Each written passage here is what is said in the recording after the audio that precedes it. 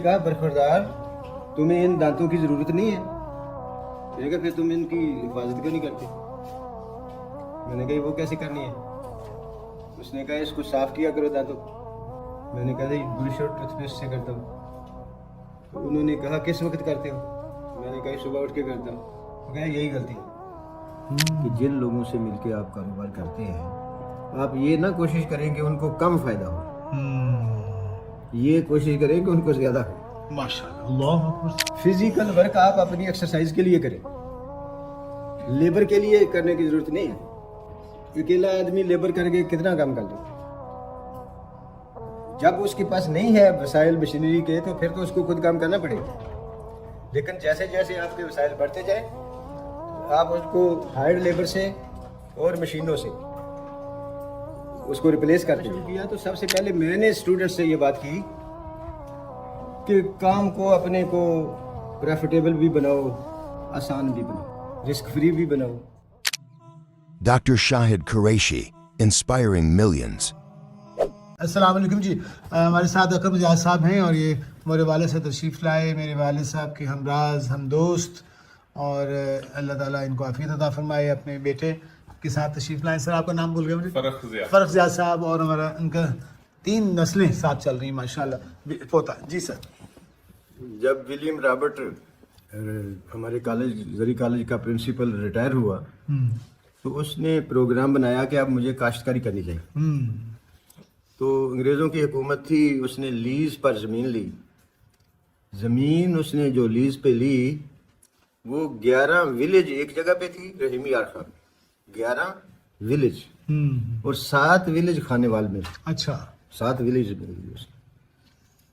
और मशीनें नहीं थी उस वक्त, ट्रैक्टर वगैरह नहीं थे, तो इतनी ज़मीन को वो क्या करे? तो उसने उसी तरह जैसे इस मुल्क में होता था कि मज़ारों को दे दी ज़मीन। अच्छा जी। हर मज़ारे को दे दी आधा आधा मरबा। अच्छा।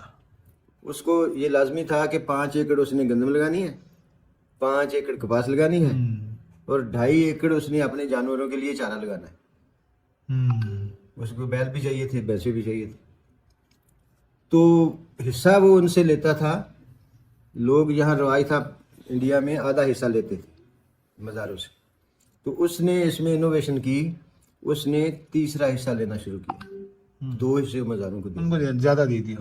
उनको। और वो जो 2.5 एकड़ चारे वाले थे, उनका वो हिस्सा नहीं लेता था। सिर्फ 5 एकड़ गंदम का हिस्सा लेता था, तीसरा, और 5 एकड़ वो कपास का हिस्सा लेता था, तीसरा। ये था उसका सिस्टम।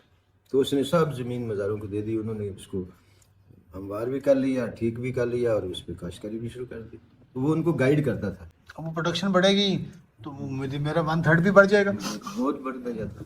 अल्लाह, तो इसका तो इनोवेशन के कई तरीके हैं। आप मैनेजमेंट में भी इनोवेशन है, चीज़ों में भी इनोवेशन तो है। अब वर्ल्ड वाइड है कि जिन लोगों से मिलके आप कारोबार करते हैं, आप ये ना कोशिश करें कि उनको कम फायदा हो, ये कोशिश करें कि उनको ज्यादा हो। माशाल्लाह, अल्लाह अकबर। उनको ज्यादा हो, फिर ही वो आपकी टीम बनेगी। एक छोटी सी बात है, उसको गौर से सुन लें। कोई जब मेरी उम्र कोई 20 साल थी, तो मेरी एक दाढ़ खराब हो गई, कैविटी हो जाती है। तो मैं डॉक्टर के पास गया, डेंटिस्ट के पास। तो उसने उसकी फिलिंग कर दी। कोई 6 महीने गुजरे तो दूसरी में हो गई कैविटी। फिर मैं गया उसके पास, तो उसने मुझे कहा फिलिंग तो कर दी, लेकिन उसने मुझे कहा बरखुरदार, तुम्हें इन दांतों की ज़रूरत नहीं है। मैंने कहा फिर तुम इनकी हिफाजत क्यों नहीं करते? मैंने कहा वो कैसे करनी है? उसने कहा इसको साफ किया करो दांतों। मैंने कहा ब्रश और टूथपेस्ट से करता हूँ। तो उन्होंने कहा किस वक्त करते हो? मैंने कहा सुबह उठ के करता हूँ। तो कहा यही गलती है। ये जो काम सुबह उठ के करते हो ना, शाम को सोने से पहले किया करो। खराबी सारी रात को होती है जब मुंह बंद होता है और आप साफ नहीं करते। तो मैंने रात को साफ करना शुरू कर दिया। तो उस वक्त मेरी उम्र 20-22 साल थी, तो आज 80 साल है, फिर कोई खराबी नहीं हुई।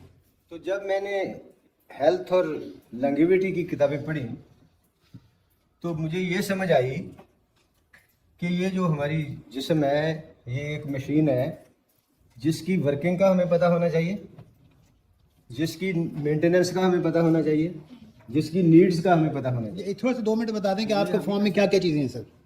فارم پہ تو فصلیں ہم میجر اگاتے تھے, پہلے کپاس اور گندم اگاتے تھے, پھر ہم نے کپاس اور گنا اگانا شروع کر دیا, پھر گنے میں پرابلم آئے تو گنا چھوڑ دیا, تو پھر کپاس میں پرابلم آئے تو کپاس چھوڑ دی, پھر ہم اب 2 دفعہ مکئی لگاتے ہیں, 2 دفعہ مکئی لگاتے ہیں, اور جانور بھی بھینسیں گائے بھی رکھی ہوئی ہے, اور اپنی سبزی وغیرہ بھی لگاتے ہیں. اور ٹیوب ویل بجلی ٹیوب ویلز پہلے ہم چلاتے تھے, یہ دیکھا نا جب بندہ شروع کرتا ہے تو کیا ہوتا ہے, تو جو آگے بڑھتا ہے تو پتہ نہیں کیا ہوتا ہے. پہلے ہم ڈیزل انجن سے ٹیوب ویل چلاتے تھے, وہ بڑے بڑے پہیوں والے, پھر وہ بجلی آ گئی ہماری ہیلپ کے لیے, تو اس کو ہم نے ختم کر دیا, بجلی کے ٹیوب ویل لگا لیے. تو پھر بجلی مہنگی ہو گئی اور ارریگولر ہو گئی, تو اب ہم نے سولر لگا لیے, اور سولر میں ہر سٹیج پہ ہمیں پیسے تو لگانے پڑتے ہیں لیکن فیسلٹی زیادہ ہو جاتی ہے, اب ہمیں مفت پانی ملتا ہے. اچھا سر, ہماری بیٹیاں بھی بیٹھی ہیں, تو آپ کے اہلیہ نے کا کیا رول تھا اس سارے پروسیس میں, ہماری بیٹیوں کے لیے کیا پیغام ہے؟ جرمنی میں کورس کرنے کے لیے گیا, تو انہوں نے پہلے دن ہم سے پوچھا بھی تم انٹروڈکشن کراؤ اور سم تھنگ اسپیشل بتاؤ اپنے لیے کہ اب میں اسپیشل کیا ہے آپ کے متعلق. تو میں نے ان کو بتایا کہ میرے اسپیشل یہ ہے, I have a farmer wife.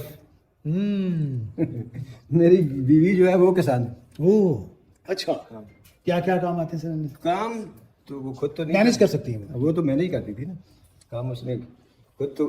یہ دیکھیں گے جو فزیکل, جب آپ کے پاس وسائل ہوں, فزیکل ورک آپ اپنی ایکسرسائز کے لیے کریں, لیبر کے لیے کرنے کی ضرورت نہیں ہے. اکیلا آدمی لیبر کر کے کتنا کام کر لے, جب اس کے پاس نہیں ہے وسائل مشینری کے تو پھر تو اس کو خود کام کرنا پڑے گا.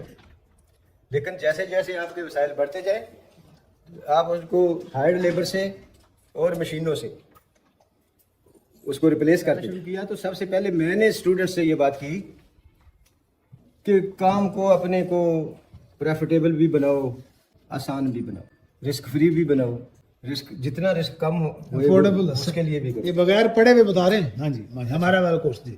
جب میں یونیورسٹی میں داخل ہوا تھا اس وقت بھی ہم فارمنگ کرتے تھے, جب میں وہاں پڑھاتا تھا پھر بھی 1 مربع زمین کی کاشتکاری میں خود کراتا تھا.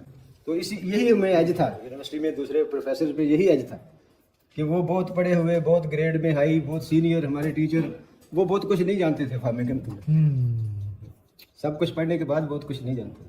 جو آدمی خود کام نہیں کرے گا اس کو بہت کچھ نہیں پتہ چل سکتا, اور خاص کر باریکیاں ہوتی ہیں چھوٹی چھوٹی, بڑے بڑے کام سب کو نظر آتے ہیں کہ یہ نہیں کیا, یہ نہیں کیا. جو پروسیجر اور چھوٹی چھوٹی چیزیں ہوتی ہیں جن کو اگنور کرنے سے سارا کام خراب ہو جاتا ہے, ان کا پتہ تو پھر ایکسپیرینس سے ہی لگتا ہے. چل گیا تھا یہ کہ یہ جو لائف ہے نا یہ ایسے نہیں ہے جیسے ہم گزار رہے ہیں, ایسے نہیں ہے یہ لائف. اس کو اور طرح سے ہونا چاہیے, اس کو اس طرح سے ہونا چاہیے کہ ہمارے جو زندگی کے مسائل ہیں وہ بھی حل ہوں. اس زندگی کے بہت سارے مسائل ہیں ہمارے اس میں جہاں ہم رہ رہے ہیں, تو ان مسائل کو بھی حل ہونا چاہیے, اور ہمارے مرنے کے بعد کے جو مسائل پیدا ہونے والے ہیں ان کو بھی حل ہونا چاہیے. ہماری اسٹریٹجی یہ ہونی چاہیے.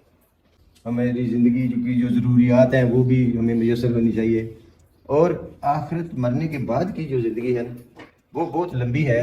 اسی زندگی کی کارکردگی جو ہے اس کے بیس پہ اس کا فیصلہ ہو. جب ہم نے قرآن مجید پڑھا ہمیں پتہ چلا کہ اللہ تعالیٰ تو بار بار کہتے ہیں کہ آپ کی آخرت کا جو نتیجہ ہے وہ آپ کے اعمال کے مطابق نکلے گا. سورہ انعام کی 155 آیت ہے جس سے ہم نے یہ سیکھا کہ بھئی ایک ہی راستہ ہے ہمارے پاس, جس کو صراط مستقیم کہتے ہیں نا, وہی راستہ ہے, دوسرا راستہ نہیں ہے, کوئی الٹرنیٹو نہیں ہے.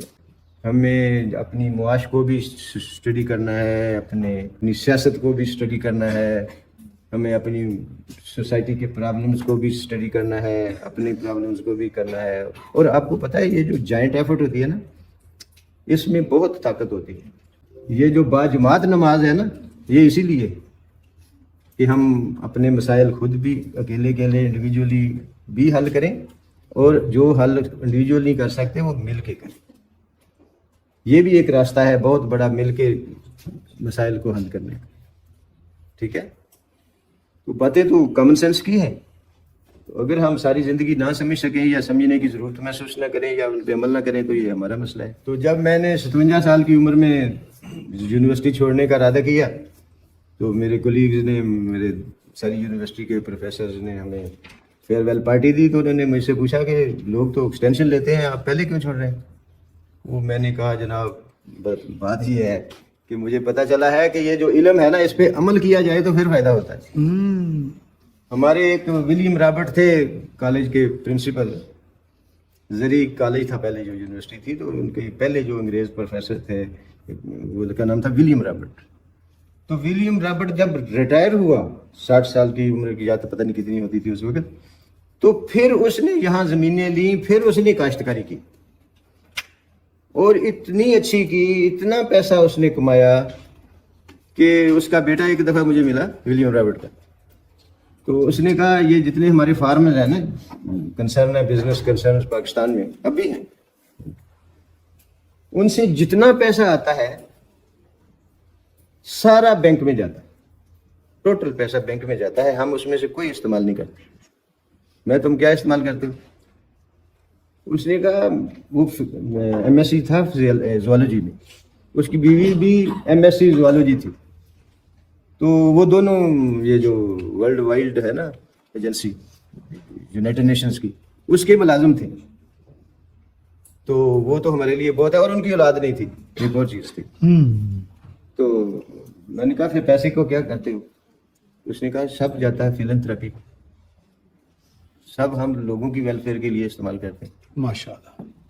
اور ہماری یونیورسٹی کے 4 اسٹوڈنٹس کو ہر سال وہ پی ایچ ڈی اسکالرشپ دیتے ہیں انگلینڈ میں. اچھا, اب تک دیتے ہر سال.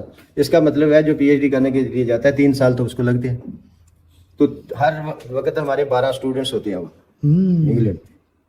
تو اتنا انہوں نے پیسہ بنایا, اور وہ سارا بنایا ریٹائرمنٹ کے بعد. انہوں نے کہا ریٹائرمنٹ تو 60 سال میں ہوتی ہے, اس وقت بندہ بوڑھا ہو جاتا ہے.